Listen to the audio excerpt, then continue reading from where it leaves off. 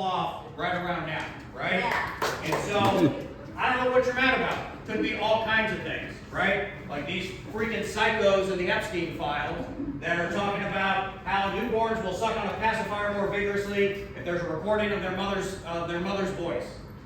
What kind of freak is sharing that stuff with Jeffrey Epstein? The answer is a professor at UCLA. For horrific sex stuff, unfortunately. Yeah. You can read the whole email, but that is the text of that is a direct quote right there. So, as a lawyer, I do try to be very careful about what language we use. That is a direct quote from the email sent in, and that is the content of the email. Sent from this guy, professor at UCLA, to Jeffrey Epstein. So, and this is just one of thousands of these things. We also, as you know, we're here for Whistle Watch. We had a 9-year-old detained by ICE on her way on a plane to go on a Disney vacation, right? This is a letter that she wrote from the detention facility, drawing a picture of herself and one of the fellow detainees with her. And now, I know reading in Spanish is not there for everybody, so we do have a translation from ProPublica, where this poor girl says that I felt that being here was my fault. I only wanted to be on vacation like a normal family. Got picked up on the way to do that. Where did she come from?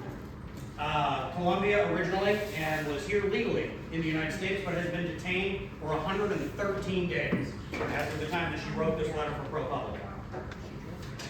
So, I don't know about you, but I am pissed off, right? This righteous anger, and that anger is a gift. Who else is mad?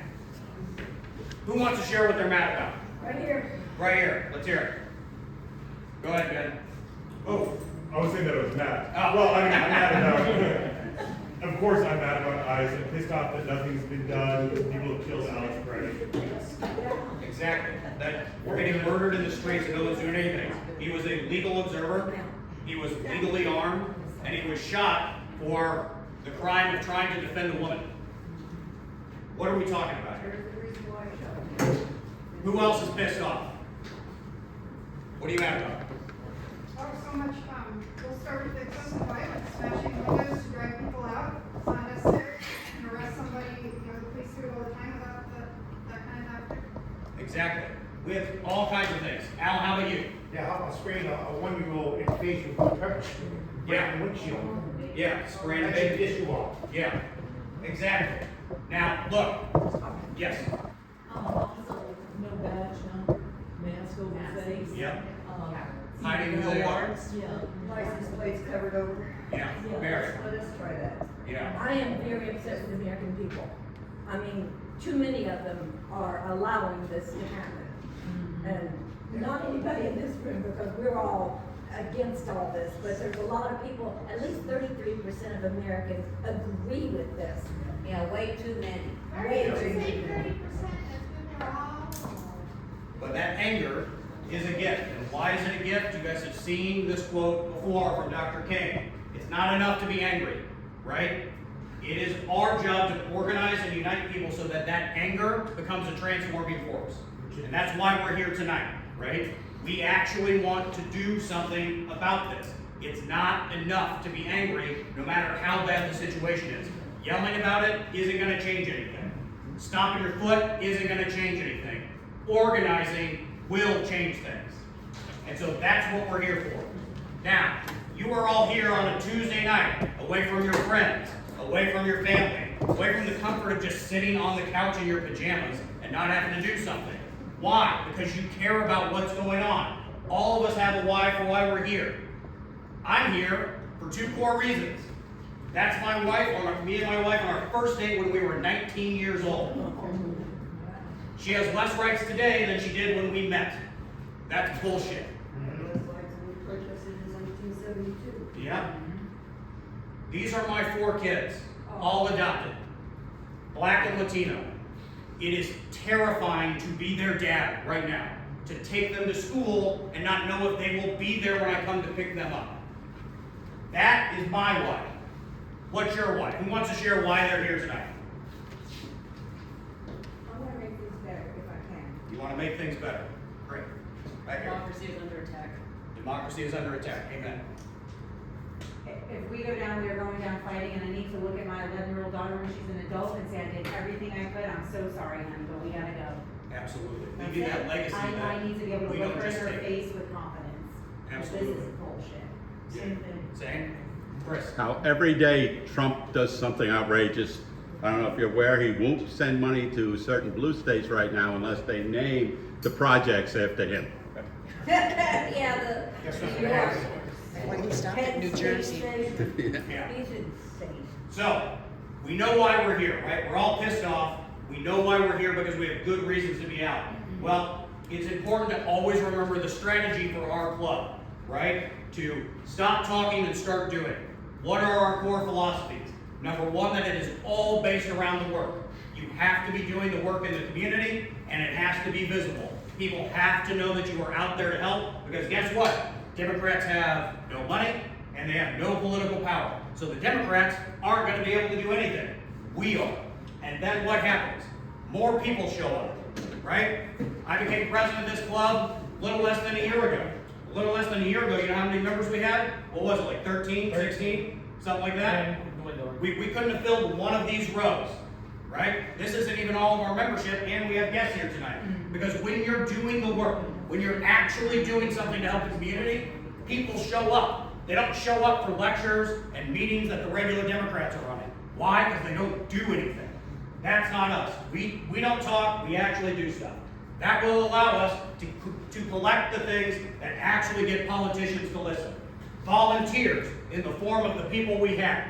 Voters from the people we can register and the people in these rooms, and ultimately the capacity to raise money. And when we do that, we will have influence. Now look, I wish that was not the way the system was structured, but it is, and so we're going to use it to our advantage. And we're going to get influence and do the greater good. So we will solve those problems in our community visibly.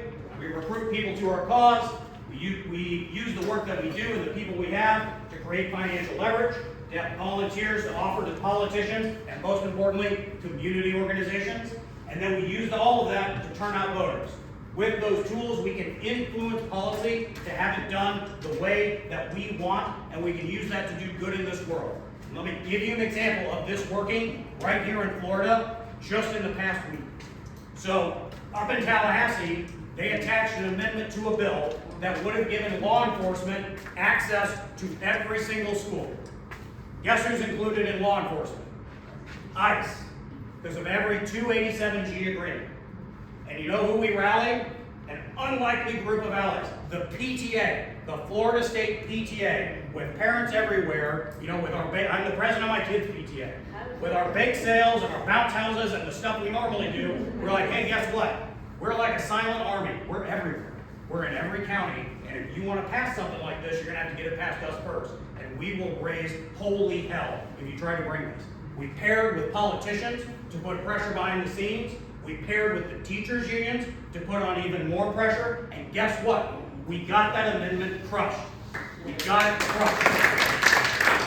That's the type of stuff we can do behind the scenes, and you won't see that in the news.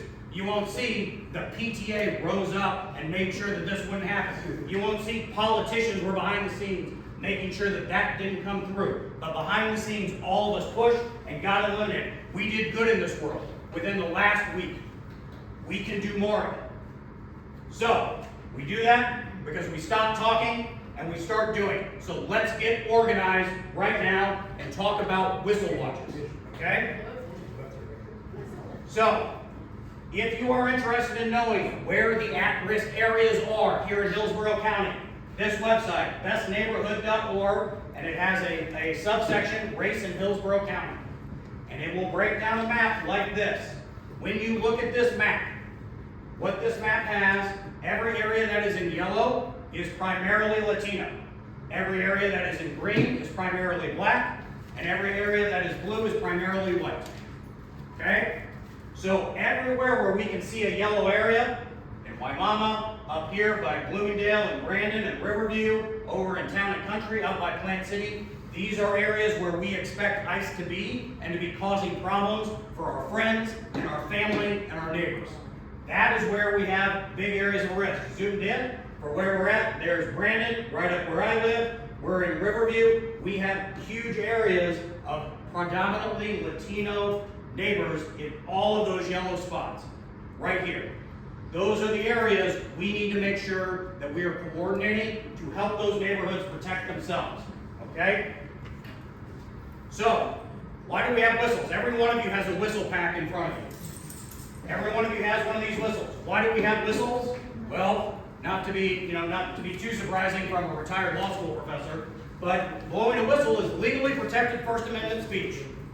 We can blow whistles at cops, and they can't do anything about it. Also, it alerts our neighbors that one, ICE is in the area so that they can keep themselves safe, or two, that ICE is detaining someone so that those who are safe to come outside can come out and record the arrest and make a record so that we can try and keep more people safe. In rare cases, we've seen this in Chicago and Minneapolis, we've actually been able to get ICE to move on and not detain those neighbors if a large enough group of people shows up. So together, we can do all kinds of things. So, how do we do it? This is the easiest system on the planet. There are 2 codes for whistles, all right? ICE has been spotted. You see an ICE vehicle coming down the street. We'll talk about what that means in a little bit. You can blow a whistle 3 short bursts, okay? We're in an enclosed space, so I'm not going to blow the whistle in here to demonstrate. I trust that everyone can count to 3 and blow in short bursts on the whistle, right? Now, if ICE is detaining somebody, you can do a long blow on the whistle, which is to alert people, come out and record. Leave that slide up. Yep. Any questions on what the code is? All right. 3 short bursts from the whistle that I've seen ICE. 1 long burst from the whistle. They are detaining somebody right now. Now, one of the things you may want to do is have your own whistle package just like this. Now, I have a bag full of whistle packs, so you don't have to start making them right off the bat. Well, and if you want to organize your community, you'll be able to take some with you right now. And what is inside of each one of these is 1 whistle with a lanyard, right? And hey, you don't have lanyards? Go to the store, buy a ball of twine, right? I'm a farm guy, so buy some yarn, whatever it is that you would use for string, get that. We're not doing baling wire. Then we have inside of each one of these Ziploc bags, right? My very sophisticated farm boy system. We're going to stick it in a Ziploc bag. We have a white card, which lists what the whistle codes are. So if you forget that slide we just had, 3 short bursts, I've seen them. 1 long burst, they're detaining somebody. It's on the white card inside of your Ziploc bag. It also has in English all of a restatement of rights that you will be able to read if you see somebody being detained. There are also 3 red cards in Spanish, so that if, primarily here we do have some Haitian Creole speakers, but the most predominant secondary language outside of English is Spanish. So here we have 3 red cards in Spanish, and then we have the red card that has the corners cut off of it is a red card in English. If you want to know what it is you're handing to somebody who is being detained, that way you know exactly what it is.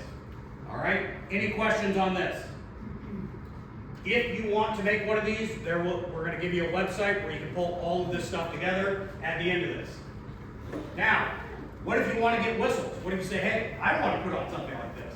I want to help in my community. I want to organize this. That's why we're doing this, so that everybody can do this themselves. If you go to this website, Linktree 3D Whistles, you can get from 100 to 1,000 whistles for free right now.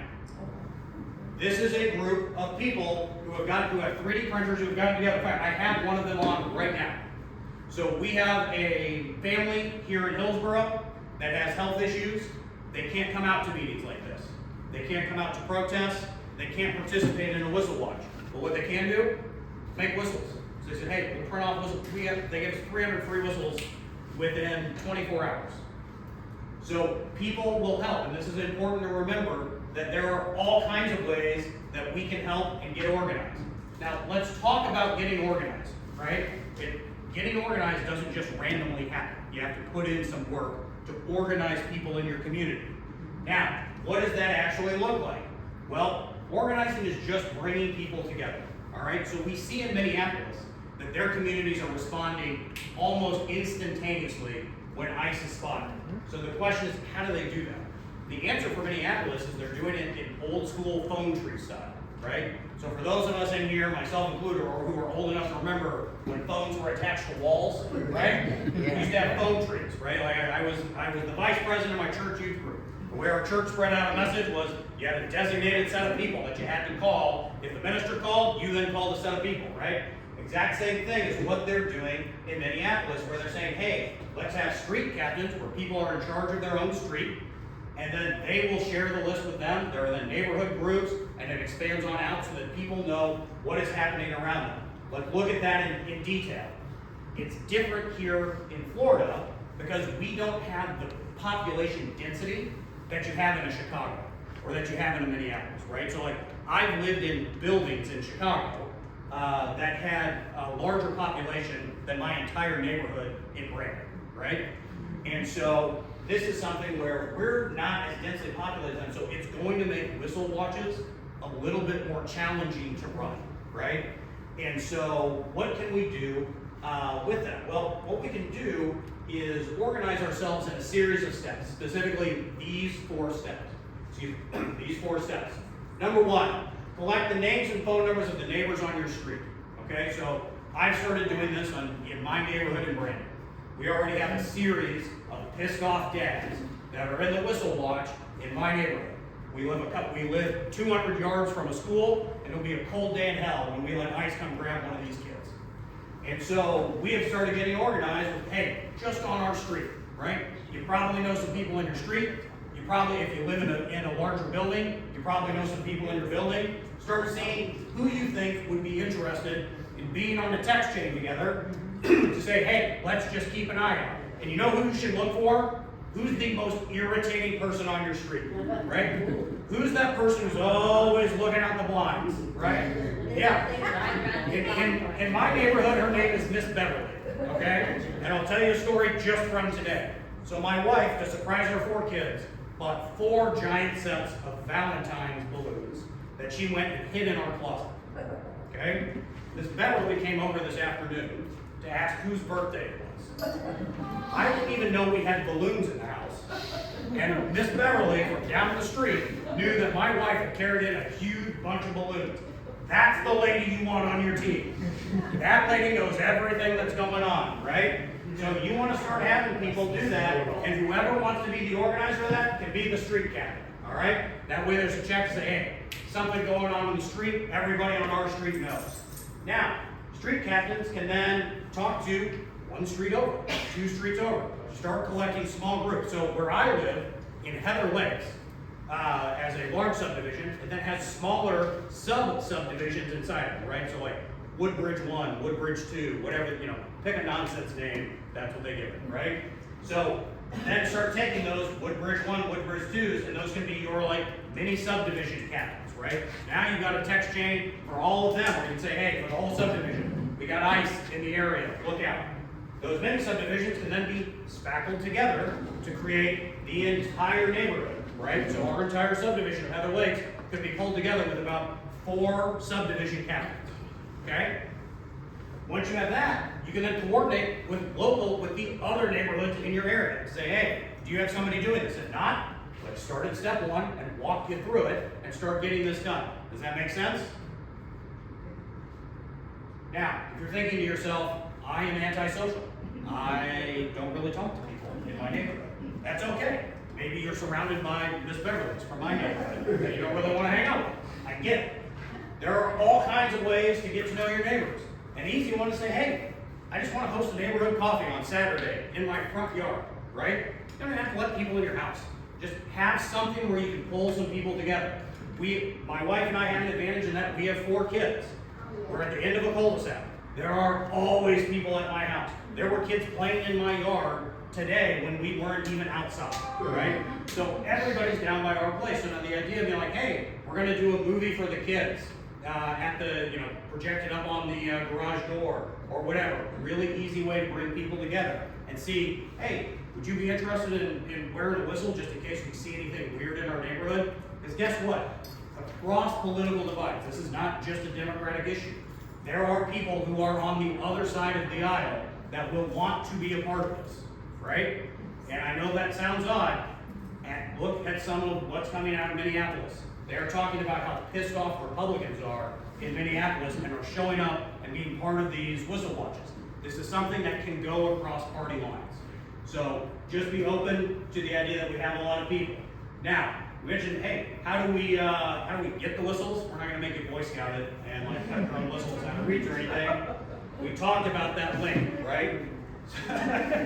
Vicky, you can cut your own whistles. Everybody else, we're gonna use this link. All right. So we've got 3D printed whistles that we can get, and you had that link before, right back here. Oops, a little too far. Right here at this link, if you want to get whistles for your community. All right. Now, is this legal? Well, we already talked about that blowing a whistle is legal, but don't just take my word for it, right? Like, I was an attorney in Illinois, I was a law school professor in Illinois. That doesn't mean I know anything about Florida law, right? Well, this is the ACLU of Florida. They do know a thing or two about law in Florida. And the ACLU of Florida has their key takeaways about what the status of the law is, which is that it is absolutely legal to record law enforcement in Florida. You need to do 3 things. Number 1, you want to announce that you are recording, okay? You're out in a public space, you're out on a public street, you have the right to record, but for your safety, because of some nuance with the law, it is safest to announce that you are recording so that everyone is informed of it, okay? Second thing is you need to stay 25 feet away from law enforcement, okay? 25 feet. Now, if law enforcement comes into your space, so let's say I'm the law enforcement, Janet's 25 feet from me, she's recording. Law enforcement comes to her, comes like this. Janet doesn't have to start running backwards. That's not how that works. It's actually extremely important you don't do that because it can be perceived as running from law enforcement. Correct. And so what you do is you want to stand there and say, do I need to, I'm standing here, I'm recording, do you need me to move back? Right? Yep. And if they then say, yes, I need you to move back, what do? You move back, right?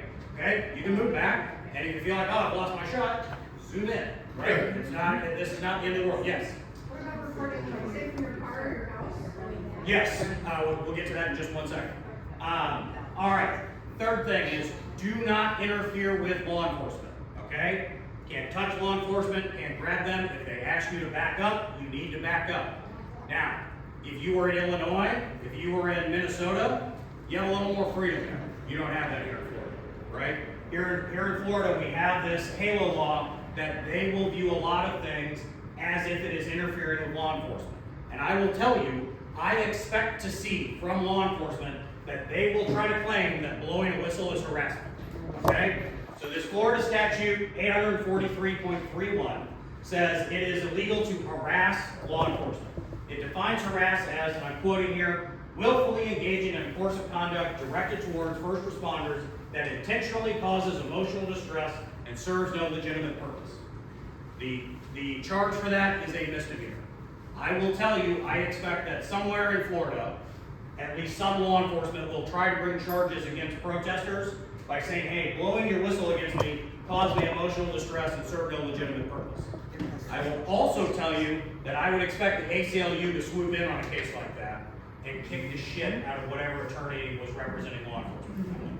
Because, again, under the Constitution, which trumps the HALO law, the First Amendment gives you the right to free speech, which includes blowing this whistle to alert your neighbors, right? That is your First Amendment right to free speech. So, if we stop right here, if you had to run, what are your next steps? Number 1 is I would like for you to see if you'd be interested in organizing your street or your building, okay? To say like, hey, do I know 2 or 3 people who'd be willing to take a whistle? And if you are, I'm gonna set this bag over here at the end, grab a couple whistles and take them with you. These are all whistle packs, just like what you got. They'll have different, there's like 3 or 4 different variants of whistles in here. Might not be identical, but it's got all the same stuff, right? That's step number 1. Number 2, if you want to make your own whistle packs, we created a website, HillsboroWhistleWatch.com. that has all of these resources on it. It also has a function where people can report ICE sightings, okay? One of the issues that we are running into is there are about 4 or 5 different apps that are collecting the information of when people are reporting ICE sightings. And those 4 or 5 apps don't talk to each other. So what we are going to do is we are going to try to take Hillsborough Whistle Watch and turn it into a central spot where we can then report it to all 5 locations, okay? To make sure that whatever app people are already on, they get it. Because this is not about driving people to the Hillsborough Whistle Watch site, right? This is about getting the information to friends and family and neighbors so that they can stay safe, all right? Now, you say, hey, all right, I'm planning to organize my street, I'm organizing my neighborhood. I've taken a look at Hillsborough Whistle Watch, I've looked in detail at all the legal stuff, all the other resources, and we'll go over some of those in just a minute. What's our third thing we can do? You can be trained as a legal observer. You do not have to be a lawyer to be a legal observer. And I know this because I just did the ACLU's legal observer training, right? Now, so did my wife. She was a public school teacher. She is not a lawyer. So we did their Rapid Response Alliance for Immigration Safety and Empowerment, which they use the acronym RAISE, legal observer training. Now, I have the link to send you there if you want to, because they are concerned. They have asked us only to share that with people who ask us directly instead of publicizing it anywhere. So my number will be, my phone number, my email will be at the end of this, and you can reach out to me if that's something that you think you'd be interested in. This is fantastic because the ACLU is building the rapid response teams for Florida, which means there's going to be a lot more legal heft behind it. So in Chicago and in Minneapolis, just regular people, it's meetings like this that are organizing the rapid response teams. So we actually will be able to probably organize our own whistle watches, and then the people who want to be on rapid response teams and be on signal chats where they're going to respond quickly and then join the ACLU training and then have the ACLU, the ACLU won't say it will guarantee to represent you or anything like that, but when the ACLU is who trained you and who is organizing the thing, you are in a much safer space than if it's just Drew from down the street organizing a rapid response team, right? Any questions so far? Yes, Jan? I just wanted to let you know that a couple of us private lawyers are organizing a local response team of lawyers. Awesome. So if you call, for the moment you can call me, if you see anybody being arrested, we intend to get a lawyer there right away. Awesome. Thank you, Jan. That is Jan, one of our congressional candidates right there. So pay attention. That's the kind of work we want in the community, right? Now, let's talk about that website, the HillsboroughWhistleWatch.com website. It has all kinds of stuff on it, right? Because most of us have never had to deal with something like this before, including how to identify ICE and Customs and Border Patrol. So we can see, like, hey, what does it look like? What are their uniforms supposed to look like, right? They are mixing this up. We've seen them come out looking like they're little soldiers, right? We've also seen them wear masks. Now, what they're doing in Minneapolis, jeans, a hooded sweatshirt, usually a Carhartt or some type of coat like that over it. They're starting to switch up what they're doing. So this will be updated as we get more information and better sightings of what we're seeing down here. There are going to, oh, yes. The ones I saw in downtown city of Tampa just a few months ago were wearing all black, and that's had police, but the police was also in black. So it was hard to see, they came into a restaurant I was eating at. Wow. All their cow geared up. Gotcha. So all in black for what she's seen down here. And we are going to have a lot of challenges with this. Why? Because of 287G. Now, what is 287G? 287G is a partnership between ICE and local law enforcement. So when you think about Chicago or Minneapolis and you see the footage and you see people following ICE vehicles, why can they do that so easily? Because the vehicles that are ICE stand out. They know what their local law enforcement looks like, and they don't have 287G agreements. Now, what's different with us is that all of our local law enforcement is signed up with 287G, which means we don't just have to look at ICE and Border Patrol. Our highway patrol is grabbing people left and right. Grabbing people left and right and coordinating with ICE. We have our own Hillsborough County Sheriff who signed a 287G They're working on a task force training where they will be part of this already. The Tampa police have also signed a 287G. They are saying that they have not yet received the training from the federal government, so they may be less of a risk right now, along with Temple Terrace. And I'm not sure where Plant City stands. Plant City did sign a 287G. I don't know if they've received training or not. So, we would, in this area, in theory, if we wanted to do what they're doing in Minneapolis, where they're following ICE vehicles, we'd have to follow every single law enforcement vehicle that exists. That is not a feasible plan. And I mean, like, we're talking about those of us who are trying to get organized behind the scenes. We've even looked into how much would it cost to buy a license plate for you, right? So $900 is the answer, in case you're wondering. But to do things where we can then track what is happening with this. If you want to see what it looks like here, this is Waimama, just a couple months ago. And you see Hillsborough County Sheriff right here and ICE right here. That is what makes this so challenging, right? It can be anyone and anywhere, and this is something that we will have a hard time monitoring. So we are going to have to find good ways to try and identify whether law enforcement is there on immigration work or if they're there just as part of their normal duties in the community. And I wish I could tell you there's an easy answer for this. I don't know what the answer is. I'm open to suggestions. I suspect that we're gonna figure out systems on the ground as we have these whistle watches, but we just don't know what the answer is right now because this has not happened in Florida yet. We are expecting a large escalation.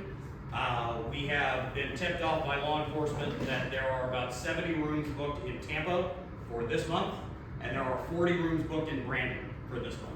So it is possible we see a large influx of ICE this month. Yes, Ben? Just rooms, we don't know which hotel.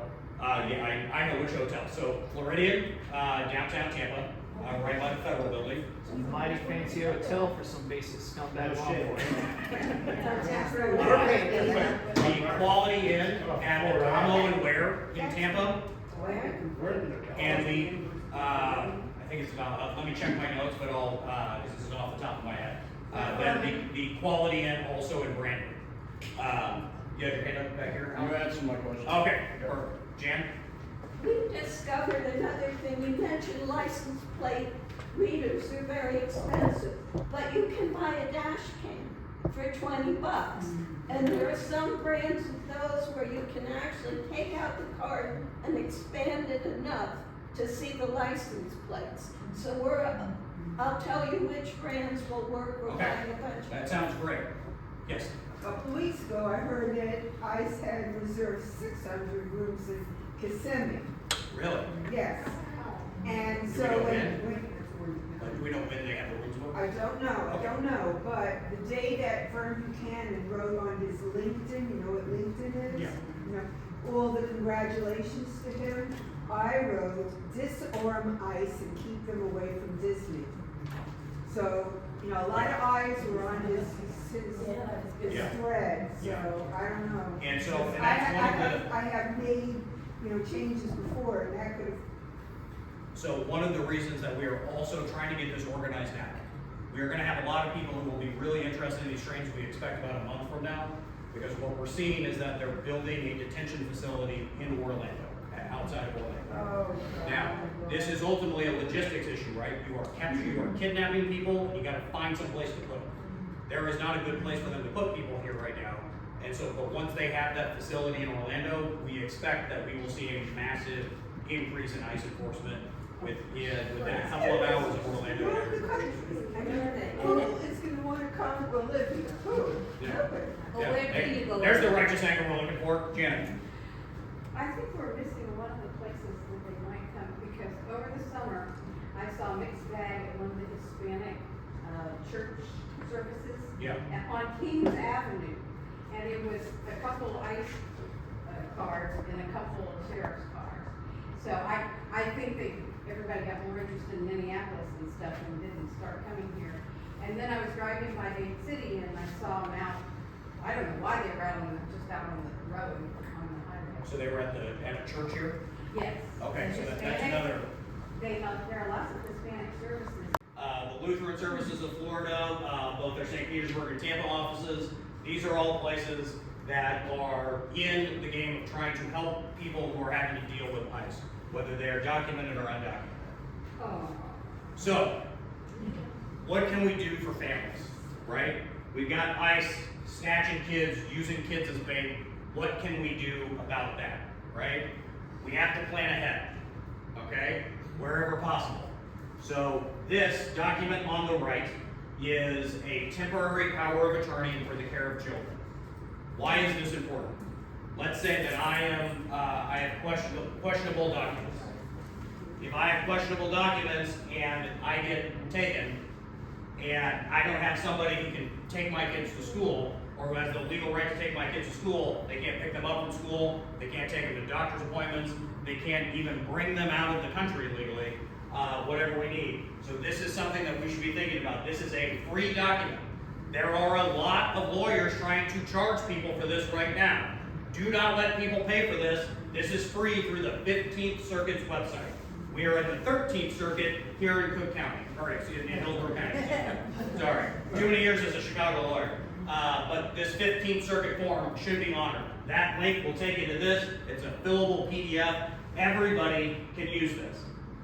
We also, on the website, have links to both English and Spanish versions of child care plans that go through all the other things that you might not think about if you're a family where someone might get taken, right? So for example, you have the title to a car. What happens if you end up in ICE and both of you are on the title? That car is now worthless, right? Can't even sell it because you would need signatures from everybody in order to sell the car.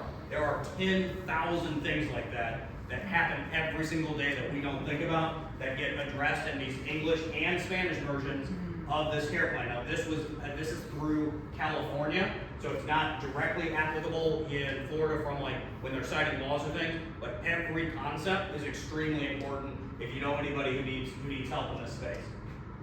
We also have businesses, and I think I forgot to bring this with me. I will make sure that we have more of these for the next time, for our next meeting. We have signs for businesses if they would like to put up that everyone is welcome here except ICE, which is their right, because remember when those fucking morons said gay people can't get cakes? Well, guess what, motherfuckers? This is what we get to do because of that, right? We get to say everybody's welcome here but ICE, right? Sorry for the language. I get a little fired up next time. We have this in English and Spanish. So that we can do this. Now, this is the kind of stuff that gets acted as kill, but it's still extremely important for us to know it. Going after the money. Okay? This website, boycottcitizens.org/ban.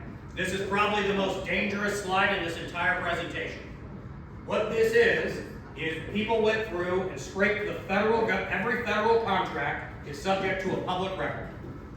All those public records have been pulled and put into this one website with an interactive map. And what can you do with that interactive map? You can look at your local area and click on that. So I clicked on the one that was closest to Brandon, closest to our meeting right here. /map, right? What do you say? What was it, /map? Yeah. boycottcitizens.org/maps. What do they do? What is this group? Got it, /. That's- Yeah, that's a forward, that's Oh. what it is. Okay. All right. So then, What do these people do? so now what these people do, this specific example, they are skip tracers. So what they do is they find undocumented immigrants. Skip tracers are like what you would look for if you were like a bounty hunter. Okay. Now, this company has a $2.5 million contract with ICE to do this. Every one of those blue dots is a business in Hillsborough County that has a contract with ICE that we can start putting pressure on people for. Okay? This is the most dangerous website here because when you go after the money, that's when you can actually make change in this country. Okay? Now, again, you gotta rate your risk assessment, right? Going after the money is where people tend to get hurt in this country from law enforcement, so please be careful. But this is an area where we can get maximum leverage. Okay? Now, one other thing we should be thinking about, mutual aid, right? We have to take care of our friends, our family, our neighbors. What kind of resources are out there? Number one, Hope for Her out here puts together a community resource guide every single year. And what's in that community resource guide? A list of every single not-for-profit in East Hillsborough. Every single not-for-profit that they can find is listed here with contact information, emails, websites, phone numbers, and it has descriptions of what services they can offer, broken down by services. Like, I am homeless and I need help here. I'm in a domestic violence situation, I need help. I am food insecure and I need help. I'm in an immigration situation and I need help. You can find all of that here. Now, if you remember, when the government held back SNAP benefits, a lot of us got together and pooled resources. One of the things that came out of that was this Airtable.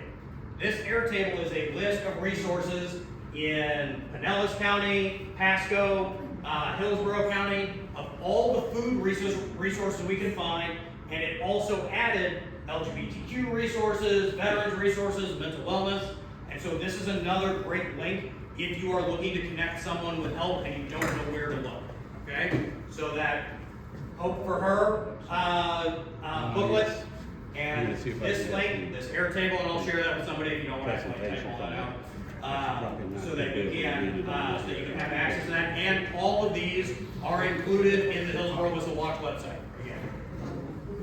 So let's talk about ICE itself for a second. All right. Where's ICE located here?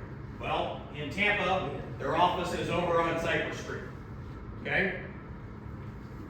We also have Customs and Border Protection, and they're on Corporex Drive, Park Drive, which sounds perfect for them. Now, you may not have seen this website, wiki.icelist.is. It is banned from being shared on Facebook, Instagram, WhatsApp, all kinds of places. Why is it banned? Well, if you saw about a month ago, there was a big data breach where a whistleblower inside of ICE said, here's 5,000 identities of people who are in ICE. And you know who they gave it to? This website. So, if you would like to look at this website, you can find all kinds of stuff. So this is their homepage, wiki.icelist.is. You can browse agents and officers, vehicles, you can browse by state. So you can find all kinds of useful information on this website. For example, this is every confirmed ICE license plate that we have right now. That's everything that's been reported to this website. We already have a list of it pulled straight from their website. Here's a list of ICE agents that they've already broken down and confirmed this is someone who works for ICE. Some of this, my personal favorite is this CPA one, Glenn McCormick. They got Glenn because he put it on his LinkedIn page, actually. We had a big LinkedIn mention earlier tonight. Put it on his LinkedIn page and they scraped it right off of that because apparently Glenn is an idiot. And so left that he is a financial controller for ICE right on there, right? And so these are the kinds of things that we will have on there, and I expect that this list will get much, much, much larger. There are also two things I would draw your attention to here. You can see that where check for 287G as a as local law enforcement as a 287G ICE partner. So here, if you remember when we looked at the ICE locations, there were two locations in Tampa, right, for Hillsborough. There was one for Tampa for ICE, one for Customs and Border Patrol. If you look at what they have here inside of these documents, they have somebody at Plant City and someone at Sun City Center for field offices. So I suspect there are smaller local spaces that we do not know about, right? Because otherwise that would not have made it to this website, okay? So we want to keep an eye on this, and you can look this all up on that website. You'll just never learn about it from social media because, oddly, despite the First Amendment, that is censored here for some weird reason. Free state of Florida. Yeah, free state of Florida. HillsboroughWhistleWatch.com. All of the information that you just got in this training, you can find there. Okay. If you go to the website, it will look like this. Click any of the red buttons, you can report an ICE sighting. We're going to, as sightings ramp up, we're then going to start, this will be a free running, just form publication where you can come and check this anytime in incognito mode, anonymously, from another browser, from another device, however you want to look so people can check this for free, anonymously. We also are then going to re-report and repost to all 5 of the apps that we know of that people are using relatively consistently for anything that we find here. Okay? Yes? Are you gonna be using Signal at all for any sort of alerts or anything? Yeah, so if you do the ACLU legal observer training, those groups are all on Signal. I would recommend that you use Signal for coordinating your street or your building, however you're doing that. That's the best of our communication options. WhatsApp is also encrypted in theory, but we also know that Zuckerberg is very closely tied to this government, and he has been more than willing to lie and break rules for basically his entire life. So I wouldn't trust that man for anything. Don't trust WhatsApp. Yeah, do not trust WhatsApp. So Signal is your best bet, yes. Another thing, if you are very concerned about your privacy, safety, and security, incognito mode is not going to do anything for you. Correct. Use a VPN. Surfshark is an advertiser, the cheap one, so I would highly recommend them. NordVPN, any of those broadcasting sites you've seen, go for those. Just don't use incognito mode and expect your privacy to be safe. Correct. So to be clear, so what we're talking about here, so people think that when they do incognito mode that they're invisible. You're not. All it's saying is I'm not keeping a log directly on your computer of what you did, but Google still absolutely knows what you did in incognito mode. They still absolutely sell that data because I can buy it. And so it is not in any way secure. VPNs create an encrypted tunnel between your device and wherever you're going. That means that your internet service provider like Spectrum or Frontier or whoever you have can't see what you're doing on your computer. They just know you're on the internet at that given time. Okay? Cybersecurity is such a broad area. I actually didn't include that in here, but there are 10,000 things we could talk about. I will keep it as surface level as possible. Thank you, Evan. Ben. Okay, it's not going too deep into that. Surfshark and other VPNs like that can actually sell that data to the government. The one that doesn't is private internet access. PIA is a trustworthy VPN. So like Surfshark, they give your data to the government if they ask for it. I haven't heard about it, so that's unfortunate to hear. Yeah. All right, so anybody, if you have questions on any of that stuff, that's my cell phone number. Most of you probably have it.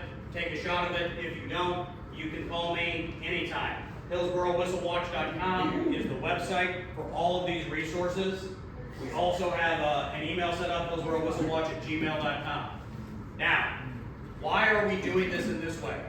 Because we have to have a unified approach, but we have to decentralize how we do this, right? This cannot be the Drew Vaughn show or the Ben Braver show or whatever, right? We cannot have individualized leaders of anything like this. This has to be spread out so that it cannot be stopped, right? So what you want is to make the information free to anybody that wants it. In case the government wants to stop it, well, guess what?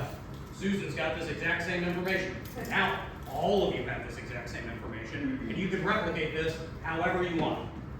And I will send out these slides to everybody who signed in on Misty's sheet. I'll get that sheet after this and go from there.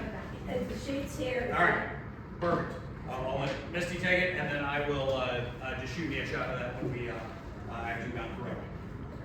Now, we had one of our members here mentioned that, like, hey, I'm kind of scared, right? They have killed and murdered multiple people, right?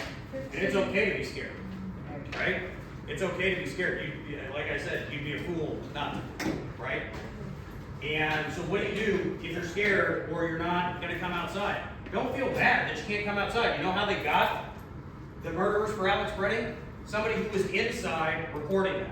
That's the video that got out and went viral. That's the first way we found out that they murdered this guy, was because somebody was in a building. Did you know what they did to everybody on the streets? Arrested them and took their phones. So if you can't come outside, don't feel bad. There is a role to play for everybody, whether you're the couple that can't come out to things like this, so your friend whistles, you're inside your house videotaping, you can do all kinds of stuff. And guess what? Don't want to come outside to blow your whistle? If you've got a car, click the car alarm, right? If you've ever been on a quiet street and heard a car alarm going off, people will look, right? And Miss Beverly from my street will probably time it for you, right? So we've got all kinds of things that we can do if you say, hey, I'm not comfortable being out there with a whistle. Click a car alarm, right? Take video from inside the house. Call friends and neighbors who might be able to come outside. Do what you can where you can. We can't all do everything. I'm not asking anybody here to get a gun and go crawling through the swamp. That's not how we're gonna do this, right? This is about us each doing whatever we can wherever we are. So, with that, do we have any questions on the whistle stuff? Yes. I just have a comment I saw that seemed helpful. If you were in a situation where you're observing and they try to detain you, they're telling people to slide your phone or throw it to the crowd because your phone's safer with them than device. I can definitely see that. I can also see that as a way to lose a phone, right? So I think it depends. Do you know somebody in the crowd? Like I saw they had a guy who was a photographer toss his camera to a different photographer. Yeah. So that's definitely something you could do. I will tell you, take off facial recognition and fingerprint recognition on your phone because the government can force you to open your phone with those. But if it is a PIN, that is in theory a search of your brain. So having a PIN or a passcode on your phone, I would recommend the longer the better. So for example, on my phone, it's 8 digits. I would recommend 8 to 10 digits at least. That will make it much, much harder for them to break into your phone. It's not impossible. Brute force attacks can get through these things in a variety of ways. There are apps that the government uses to try and do that, but make it as hard as possible for them, right? Why? This is guerrilla warfare mindset 101. You just slow down the enemy, right? If they've got to spend 8 hours breaking your phone instead of 8 minutes, guess what? You slowed them down for a day. You're not going to win, but you slowed them down for a day. You know what happened in that day? Somebody else got to stay on the institute. Some other family got to stay together for just one more day. Every little bit of sand we can put in the gears is an ability to slow them down in a way that they are not expecting. All right. Any other questions on whistle watch before we get to politics?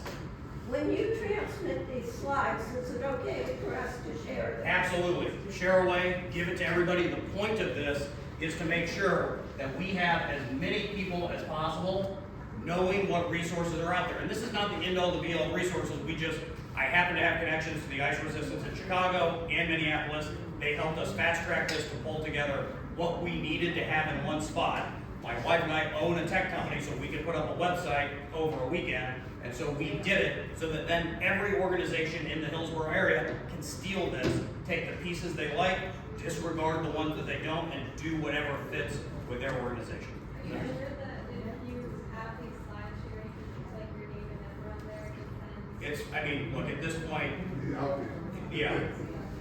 I'm not going to get on any more government lists than I'm already on. I have it out there, right? And so, at this point, this was a risk that we decided as a family that we were going to take, right? So, we are certainly not impervious from this, and we are at more risk than a lot of people having Black and Latino kids. But that's why it's so important for us to stand out, right? I couldn't look my children in the eye if I were to have to tell them a couple years ago, we didn't stand up because we were scared, because we were worried that they would take you from us or other things that we are legitimately terrified of. But when you're terrified of something, for me, I like to stand up to it and say, fuck you, and then go do the thing, right?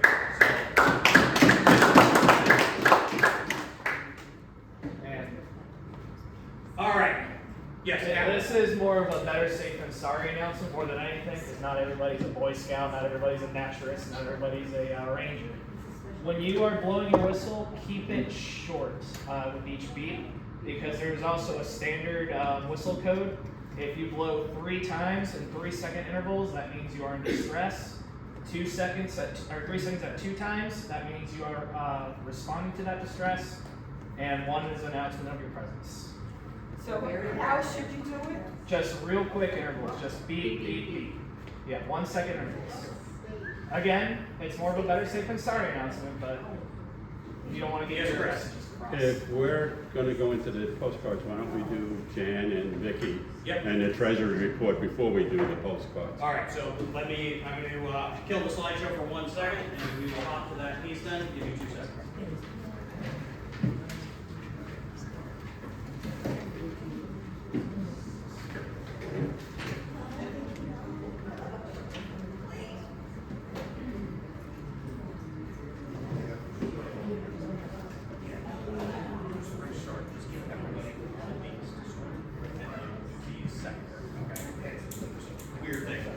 All right, housekeeping stuff that we need to address. Treasurer's report. Our treasurer, Walt, passed away, and so Susan has stepped up as the assistant treasurer, so she will be giving the treasurer's report for us tonight. Okay, 2,906.68, and your 2364 from PayPal, so for a grand total of $2,930.32. $2,932. So for those of you who remember, last year at about this time, we had, I think, either a little less or right at $1,000. So we have 3 times the amount of money in a single year, right? This is part of growing as an organization and our ability to then leverage some of that financial stuff where we will now be able to start putting on events, start doing things to help the community beyond collecting food. So that's going to be what the goal is with these funds. Janet? Meeting minutes? Anything we have to do? No, I put the minutes out and, Chris put it on the website, so if you ever wanna know minutes, you can call me. Perfect. Where did Vicky go? All right, I'm gonna need you in like 2 seconds, Vicky. Membership. Misty, where's Misty? Anything we need for membership? Nope, I'll email you in the month that your membership expires, that's all I have to say. All right, if you're interested in joining, come to the East Hillsborough website, up in the right, join the East Hillsborough Democratic Club, we make it as easy as possible. Or you can pay with a check if you have dinosaur technology. All right, community service, Ben, anything you want to talk about? We're getting a calendar together to get all the events in the area so we can have a lot more opportunities to volunteer and show our face in the community and show the values we stand for. That'll be up soon. Perfect. All right, outside of that, as you know, we are always trying to do things visibly in the community, as you know from our strategy. Peanut butter and jelly ministry, I think this is what, Anna, this is maybe our 4th or 5th time doing it, something like that. We've got one coming up on Friday, February 20th. It is a great way to give back to the community. We just show up and make peanut butter and jelly sandwiches that are then distributed to the homeless and the hungry in the Hillsborough area. It's a lot of fun. It's a lot of fun. We partner with the Southeast Hillsborough Women's Group and do this. We usually have a big group of 10 to 20 Democrats at a set of tables like this, just making peanut butter and jelly sandwiches and passing them out, okay? And Where do you meet?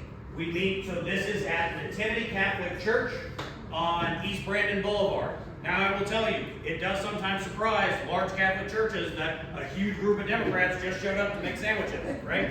Not usually the place where we are, but that's what's so important, right? We have to be in spaces people don't expect us. They don't expect us to lead a whistle watch. They don't expect us to be in a Catholic church making sandwiches. That is how we make a difference in this community.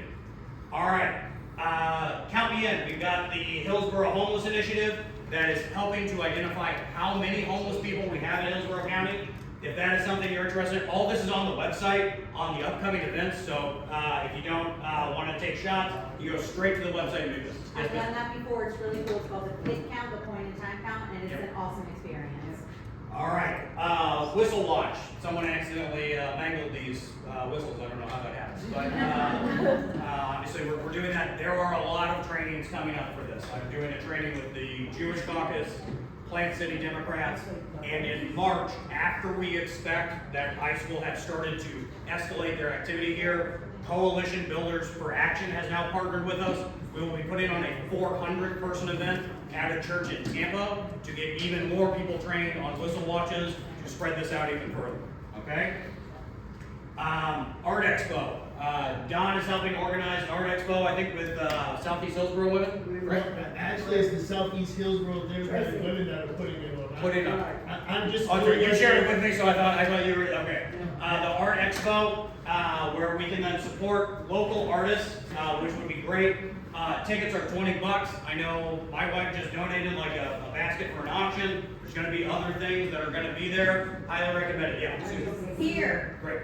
And it's gonna be here in this place. So you already found this hole in the wall union hall, so may as well come back, right? So, February 22nd. Don't forget to tell them what it's for. So scholarships, right? It's for scholarships, Scholarships. yes. Yes. Go ahead. Perfect. Do you know, do you have some more details on outside of scholarships? Yeah, well, one of the girls that we sent, became a, I forget the names. Where, yeah, which conference? Yes, she was one of our scholarship girls that we got retained to Amy Klobuchar. So it's very, very good. Awesome, so these scholarships will help float people. What's that? That's at this building, right? At this building, $20, you can get tickets online. Go We to got the East Hillsborough League of Women's 10 Women here, Club. right? That might be a good fit there. Big game watch party, which was technically called the Don Scott Super Bowl party. Don, hey, that's a joke for me and Don, so you can get sued if you call it a Super Bowl party. And so I said, well, we won't call it a Super Bowl party, we'll call it the Don Scott Super Bowl party since he arranged for us to be here. That happened this Sunday. We had over 40 people in the room. It was great. We got to watch the game. And there's always more things on Mobilize that other Democratic organizations are putting together and other community organizations are putting together. All right. Yep. Vicki, would you mind coming up here for a minute to talk to us about elections? So this is an election year for East Hillsborough. We have 2 spots that are up for election. We have Vice President. Our current Vice President is Chris Radulich in yellow, who's already said that he's going to run to be Vice President again. But anybody else can nominate someone or self-nominate to run for Vice President at our next meeting in March, which will be at the bowling alley, the Crossroads Bowling Alley. We will do elections for these 2 positions. Second one is treasurer. This was Walt's job. Susan will help you. So if we have anybody who's interested in being the treasurer, we would love to have someone step in for that role. Okay, you already did the job, so that's good. Perfect. This is very short and sweet. We are a month behind right now. We're supposed to have done this in December, but we don't have meetings in December. So, I talked to Drew about that. We need to make a little simple change. We need to keep ahead of ourselves instead of only giving ourselves a month in order to choose a treasurer, which is very extremely important because we know about Walt, what a great member and friend he was. So if you would like to run as a position, this is the only time we have the opportunity. You can say now you would like to run for either treasurer or vice president. And you let me know, and then we will put it on a ballot. It's a secret ballot. You cannot vote by proxy, you cannot vote by phone, and you cannot stand up and say, I vote this way. So you'll have to be given a proxy to vote for either Chris, are you paying attention? Sorry, guys. What was that now? Yes, I'm staying on. But please, anybody else wants the job? I'm easy. So you're saying you're gonna run? So Chris will run. Keep your position And if as we vice have president. anybody else who wants to run, if you do not have Vicki's contact information, if you email me and say, hey, I would like to run, I will pass that on to Vicki immediately because I think everybody has my info. Okay? Same way with the treasurer. Anybody in here like to go ahead and say, yes, I'd like to be the treasurer? It's a 2-year position. So every other year, we elect a president and a secretary, like we did last year. This year, we're doing treasurer and vice president. Okay, and then if you'd like to be on a committee, he's the one that appoints you. All right. This one, right here. All right, so we won't take up too much time with this. We just wanted to plant the seed. I am hoping we can get someone to volunteer to run for treasurer. So that we can have someone step up, and I would love to see if anybody wants to run for vice president with Chris. We would love to see that as well. So, we just have to know before our next meeting, which is March 10th. March 10th at the Crossroads Bowl at 609 Crater Lane, okay? Would you like to? We're gonna be back at the bowling alley next month? We are gonna be back at the bowling alley for the next 3 months, so here's what happened. We had Dave & Buster's lined up where we did a 3-month test, and, you know, the room was great, the sound was horrific, right? When we went to Dave & Buster's, we had voted as a board to extend that contract through the end of the year. Dave & Buster's said, actually, we don't want to be in the politics business, so we're not going to extend the contract. We had a big scramble with that, and John came to our rescue here to get us this union hall. So, thank you, John, for making that possible. And so Don helped us get this space for this month, but this space is $150, and And so that's something that we ultimately would have to have a membership vote on if we were gonna do that for the long term. So we agreed to do the bowling alley for the next 3 months, so March, April, and May, we will be at the bowling alley. After that, we then wanna have a permanent place. Yes, now?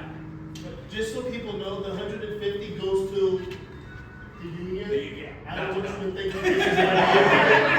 Okay? We know. If you take it down outside, shake them real hard. The minute you said that, I saw Ben's face, and I'm like, let me stand up. And like, me I and want George, you we're to not know. going out for cocktails after this. Okay, I just, also, and I know you guys have a meeting next month on March 9th.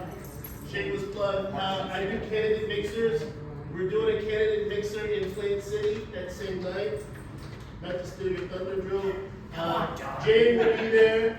Darren McCulley will be there. Other Democrats running for CD15 will be there, as well as candidates running for CD16. The only one who hasn't confirmed as of right now is Kim Overman. Karen Perez has also called, said she would be there. We also have about 9 judicial candidates that will be there.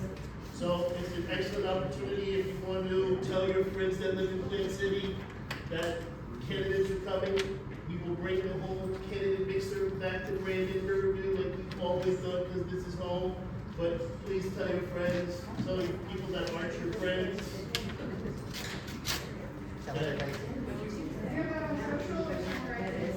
I'll say solutions. All right, any questions on the regular just business of the club real quick? We try to keep that section as short as possible. All right, so let's get off the talking and get back to doing work. One more thing, Jan, do you? Oh, and we have a candidate here. Jan, do you have anything you want to say real quick? Only a note of caution. One of the best and worst memories of my entire childhood is when my father shot a gun from our front porch into the air because people didn't like his politics. He was Jewish and he had a black business partner. Now that was really scary. Anything you do, please be careful. We'll try and help you fix it. Second thing is, anybody followed what's called the SAVE Act, which the House is voting on tomorrow? It's horrible. It will disenfranchise lots of veterans who were born on army bases, women, students, people of color. Please, if the House passes it tomorrow, contact the senators right away and off. Thank you. I can talk about my campaign. And real quick, so what she's talking about with that act is the kind of thing that would make it so that my wife couldn't vote, right? Because my wife, when we got married, she took my last name. Her last name changed. It doesn't match her birth certificate anymore. So if she didn't have a passport, they can take away her right to vote. One of the anticipations is that this will be used primarily to disenfranchise women from voting. I know it's probably shocking to hear that Republicans would be interested in it, but it's true. They want to take away the right to vote for women. So keep an eye on this. Call your representative, call your senators, because they are absolutely trying to limit the right to vote in these upcoming midterms. Why do you think they're talking about surrounding polling places with ICE? You think it's because they want us all voting?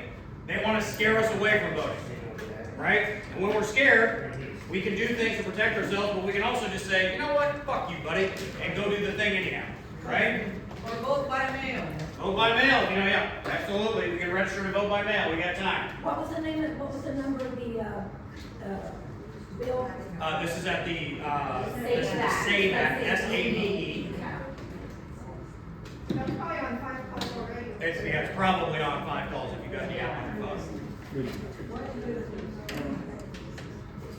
Jan, that's just a signature if you want to sign on for Jan to be on the ballot. Anybody who is registered anywhere in Florida can sign one of these petitions. And the reason for that is Governor DeSantis is trying to redistrict Florida right now. And because they have decided to try to redistrict, now anyone can sign any petition. So you don't have to be in Jan's district to sign her petition. Thank goodness. So anyone can sign it right now during this specific window. And then we're gonna collect them back up and give them to Jan for anybody who signed it. Okay? Yep, as long as you're a registered Democrat, you can sign. Well, you can be registered, the public can too. All right, real quick, getting back to the work that we do here, right? Because we stop talking, we start doing. The next big election we have coming up is Brian Nathan for state senate. That is happening on March 24th. If Brian Nathan wins that seat, it will break the Republican supermajority in the Senate. Yeah. I'm not gonna, we're not gonna blow smoke here and pretend like, oh, that's gonna fix everything. But breaking the supermajority means the Republican Senate can't just take voice votes anymore on controversial bills. They will have to put their name behind the things they vote on, okay? Because right now when they're voting on things like making it legal for 18-year-olds to own assault rifles, they don't have to put their name on it. They can just say, oh, it was by unanimous consent in the Senate. They can say it was simply by voice vote and have no record of it. Breaking that supermajority allows us to put pressure directly on Republicans and gives us a lot more power there. Brian, and this seat was a Republican plus 5% seat the last time. 5%. Anybody been watching the news to see what kind of swings we've had in other elections? Texas, New Jersey, 30, 40. This seat is in play. And in classic Democrat fashion, what have we done? Tried to snatch defeat out of the jaws of victory. How? Up until right about now, the state Democrats have refused to provide any support for this candidate. Okay? Because they did not think it was winnable. That has now changed, and we have actually great news where they are now routing $50,000 into this election. So they should, that's something, say thank you to the Florida Democratic Party, because they now got it right, okay? They were making a mistake before, and they have fixed that. They're gonna route it through the local party here. It is then gonna go to the young Democrats, who will then be able to operate and do a lot of things in the field, registering people to vote. Now, it would be illegal to earmark $50,000 for any given race. But there are areas near where Brian is situated that do need a lot of door knocking, and you'd be shocked how much door knocking can be accomplished with $50,000. So somehow that's going to be happening. As part of that, we are going to send postcards today. So I think everybody should have at least one postcard. I have a series of addresses that have been provided to us by the Brian Nathan campaign. And what we would like to do is talk a little bit about Brian on these postcards. Brian is a Navy veteran. He is a union member. He is an electrician. He is a normal freaking human being, which is why he doesn't have $1 billion, right? He is also a community advocate, and he has been fighting for working families for quite some time. So we on each of these postcards, this is our structure. We're on the left-hand side. Brian Nathan is either A or N, electrician, Navy veteran, dad of 3, regular freaking person, whatever you want to write. Not a billionaire. We need more regular people like us in office, right? Part of why it is so hard to run for office. So Jan is getting these petitions filled out right now. You know why these are so important? They want to charge Jan what, $10,000 or $14,000? $10,000 to run for office. Try to do that as an electrician, guys. Electricians make good money. They don't have $10,000 laying around to run for office good money. So he needs help from regular people like us.